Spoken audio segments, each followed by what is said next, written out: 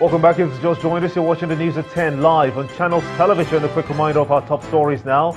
People's Democratic Party, the PDP, denies making demands on President Muhammadu Buhari, insists on challenging presidential election results in court. Former military head of state Ibrahim Badamasi Babangida congratulates President Muhammadu Buhari for his re-election, asks him to embrace opponents and insecurity and restructure Nigeria. Tensions in Imo State as All Progressives Congress and women groups protest against Governor Rochas Okorocha's suspension from the party by the National Working Committee.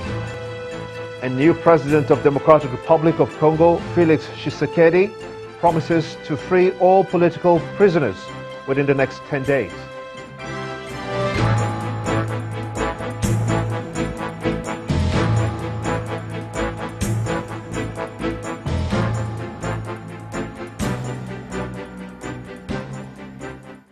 ChannelsTV.com has more information for you, and on youtube.com/channelsweb you can watch our videos. You can also watch us on your mobile device via your browser, or download the Channels TV app for Android, iOS and Windows devices from their respective stores.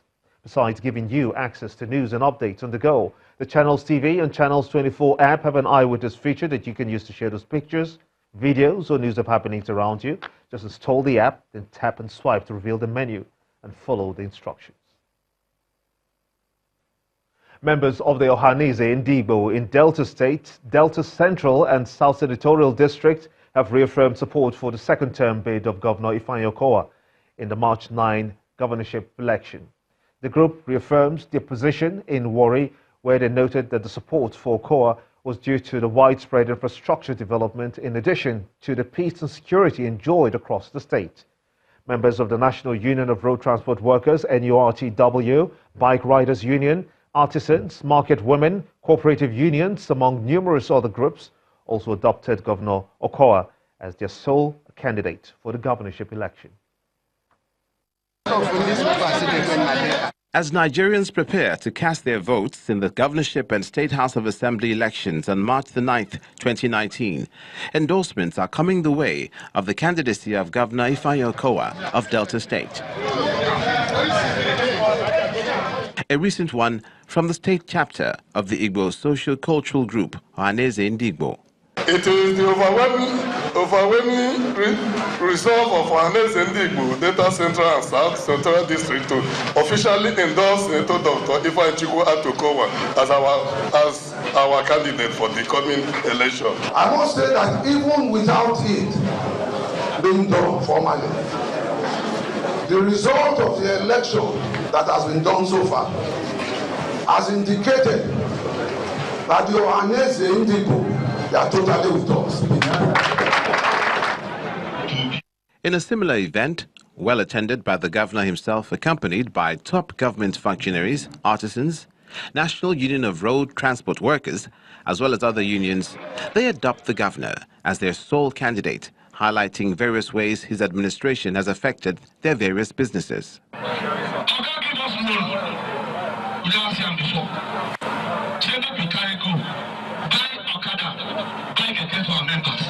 Governor Okowa indicates gratitude for the appreciation of his administration's achievements.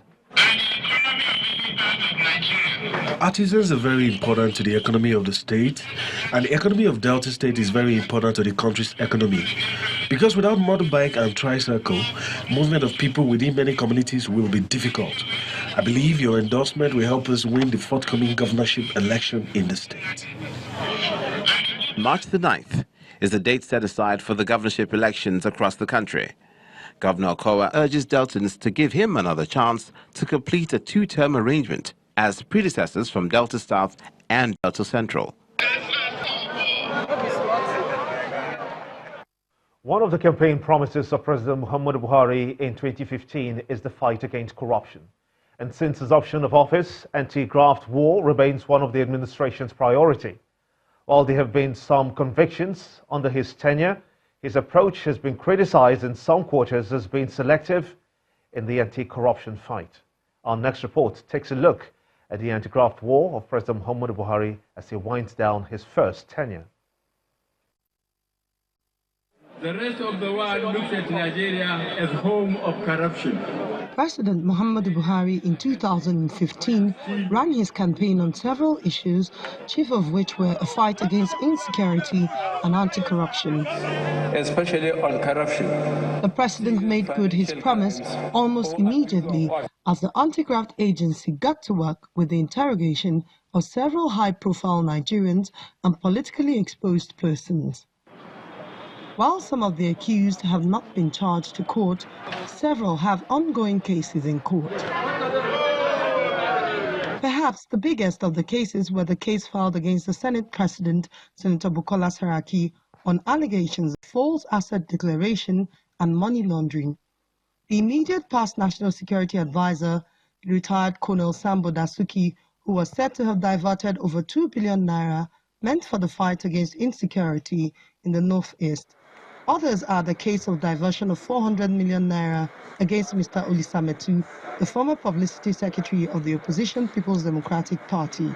Others are associates of Mrs. Daizani Alison Madeke, the former petroleum minister, and some retired military chiefs, including Air Marshal Olushola Amosun, Air Chief Marshal Alex Bade, who died a week to the commencement of his defense. The executive also took its anti-graft war to the judiciary with the raid of 7 justices, including Justice Adeniyi Ademola and Justice Sylvester Nguta, who were later charged to court, alongside Justice Rita Ajimogobia for graft charges. The government criticized the judiciary as being a wheel in the clog of its anti-corruption war. While most of the cases are still ongoing, the court set free some of the accused persons, such as the Senate President, Senator Olubukola Saraki, former Governor of Oyo State, Rashidi Ladoja, and Justice Adeniyi Ademola, on the grounds that no prima facie case was made against them. Others were Justice Nguta and Justice Rita Ofilim Ajimogobia, whose cases were discontinued as a result of the judgment of the appeal court on the prosecution of a judicial officer. But not everyone was that lucky, as 2 governors, Reverend Jolly Nyame and Senator Joshua Darie, were found guilty and sentenced to 14 years imprisonment. Where is the power? However, the president has been criticized and accused of leading a selective war against corruption, with the opposition claiming that the war has been focused on their members only. Some others are concerned that the president continues to hobnob with people who are either standing trial or are being investigated. The administration also received knocks for the prosecution and suspension of the Chief Justice of Nigeria, Justice Walter Onogen, on the strength of an ex parte order by the Code of Conduct Tribunal, and his support for the re-election of the governor of Kano State, Abdullahi Ganduje, who is alleged to have collected bribe from an unnamed contractor in a viral video released by a Kano-based blogger.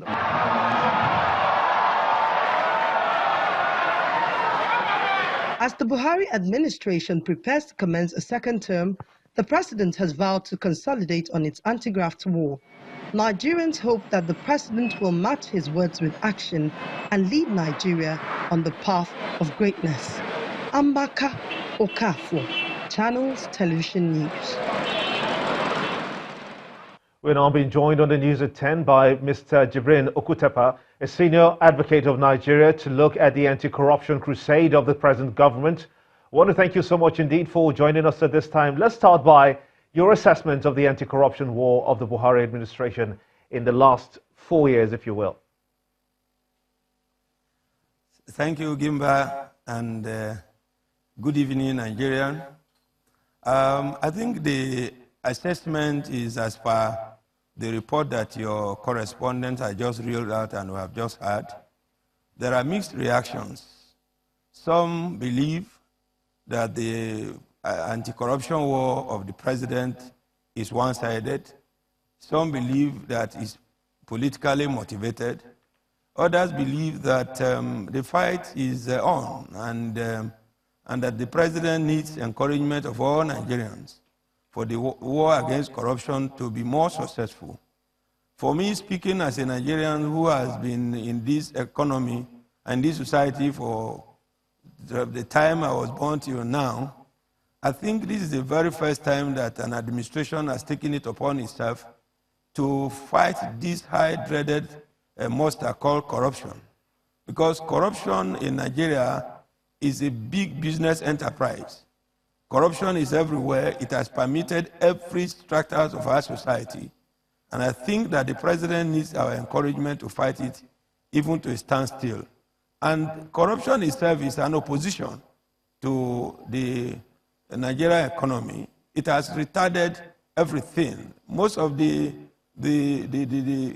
dilapidations you see in our schools, most of the dilapidations you see in our hospitals, and even road constructions and all the non-availability of social amenities have their direct bearing on the corrupt practices that are prevalent in our society. And I think that for me, I will give the administration a pass mark because everyone cannot be taken on at the same time. We must begin from somewhere. And they have started from somewhere. If I may come in. It's not an argument. Yes, if I may come in here, please. There's been a lot of complaints on the way that the war on corruption is being carried out. Do you think there are areas the government needs to correct, for instance, in order to achieve better results looking ahead? Yes. First is that blame sometimes have been placed at the doorsteps of the judiciary, but I think the government needs to fund the investigative apparatus of the state more than they are doing now. Because for you to secure conviction in this kind of society that we are, that corruption has assumed a very sophisticated dimension, we need to embark on scientific investigation. Nigeria is the only country I know where you are picked up before investigation is conducted into the affairs of what they want to prosecute. So we need to invest more on scientific method of investigation so that we will be able to present a watertight case or cases before the judiciary. Because the judiciary cannot but discharge and acquit if there are there is no evidence to support allegations that have been ruled out.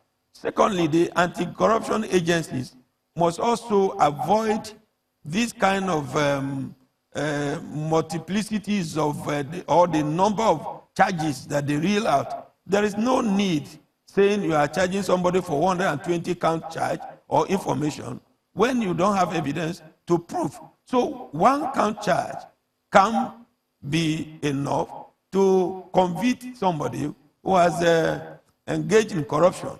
There is also, I think the government needs to also embark on fighting corruption from within the civil service, because the focus has been on politically exposed persons, politicians. I know that the politicians are also enjoying the dividends of corruption, but we need to get the civil servants. We need to go down to the root of those who are aiding and abetting corruption in our society. And I think civil service should be the next target, and the public service as a whole. Okay, now that the Buhari administration has won the second term, do you expect a drop in the number of corruption-related cases? I would be surprised if he does so. Nigeria will not take him serious. I think now that he is no longer going for a third term, and this is his last lap, and he needs to write his name in the golden book of history as one who had come to fight this high-dreaded monster called corruption to a standstill and bring economic and political development to our land, that he should not take on this fight holistically. Nobody should be spared. If you are found to be corrupt, you should be shown the way out. After all, prison have been built for people who have run into into our penal laws. So there is no need for this corrupt fight to drop. I expect it to be more intensified, holistically, without fear of favor, affection, or ill will. And even if it involves even people who are working with him, he should make example, and he should pick example from what happened in Singapore, where Lee Kuan Yew was in power. Even the members of his family were dealt with, because the law is no respect. That would be a good place to let it rest. And I expect the president to do so now. Mr. Jibrin, Okutepa, that would be a good place to let it rest. I do sincerely thank you and apologize that I will have to cut in as a result of the short time that we have. Thank you so much indeed for talking to us. When the news at 10 returns. Telecoms giant MTN walks against drug abuse in Lagos. Join us again.